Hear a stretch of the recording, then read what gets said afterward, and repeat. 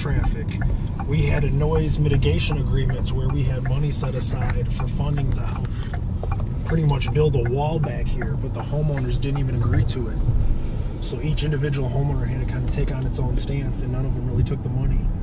And you could just see, really, I mean, because the increased train traffic can even cause more homeowners to leave too.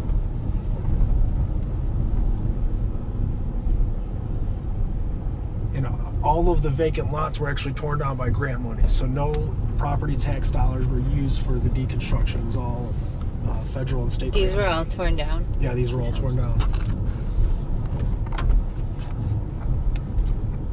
And so that's one of the things that they've kind of always maintained is we've never used tax dollars. But some of these houses where, I mean, the roofs are falling in, they're just completely, you can't save them. Structurally, they were damaged. So 8 years ago, you would have seen heavy crime on the streets. You couldn't drive down this street at night without being stopped with people walking in front of you.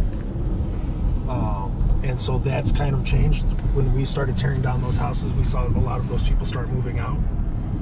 But there are still some good families that are back here. I've got 4 families from our church that live back here. So, I mean, there's good, godly families. And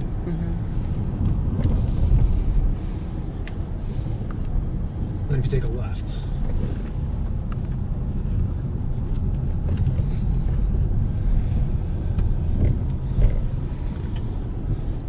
more empty lots. There's like 3 every, yeah.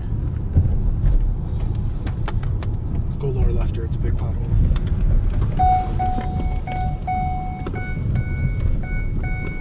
And so one of the things I've already started talking to Homewood Disposal, and probably early June we're going to have a team and we're going to do a cleanup crew to come out here and get that lot back there that had the TVs and the trash.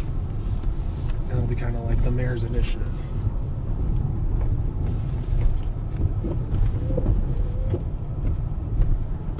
And then that's the Canadian National right there. That's how close the houses are to the railroad line.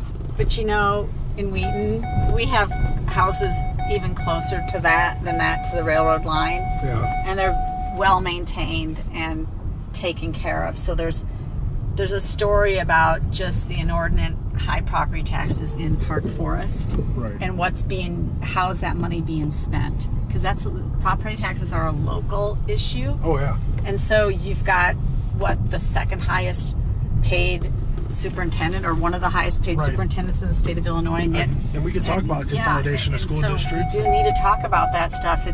There's natural ways to make this, but until we have a more informed public that understands things, we're not going to get anywhere. And so you can tell that this was at one time a very nice place to raise a family. It's obvious that these lots are well set off from each other. They've got space. You can People go have straight space here. if you'd like. Okay. And we'll take you to another part of the community. Right.